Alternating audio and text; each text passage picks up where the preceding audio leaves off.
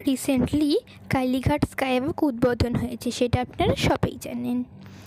এটা 435 মিটার লম্বা এবং 10.5 মিটার চওড়া। এসকালেটর আছে, দুটো লিফট আছে, তিনটে সিঁড়িও আছে।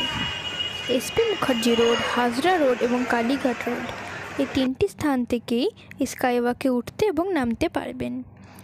নিচে যেসব হকার্সরা থাকতো, স্কাইওয়াক দিয়ে গেলে তাদের ব্যবসার ক্ষতি হতে পারে বলে রিফিউজি হকার্স কর্নার তৈরি করা হয়েছে।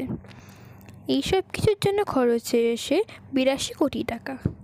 তবে মানুষ কোথাও গেলে সেখানকার ফুটপাতের হকার্সদের কাছে যেভাবে খুব সহজেই কেনাকাটা করতে পারে, সেটা একটা হকার্স কর্নারে গিয়ে কতটা সহজ হবে সেটা নিয়ে হকার্সরা চিন্তা জাহির করতেই পারে। কারণ হকার্সরা উন্নতি চায়, তবে তাদের ব্যবসার কোনো ক্ষতি হয় সেটা কেউ চাইবেন না। আফটার অল তাদেরও তো একটা ফ্যামিলি আছে। ভিডিওটি ভালো লাগলে চ্যানেলটিকে সাবস্ক্রাইব করতে ভুলবেন না। আজকের মতো টাটা।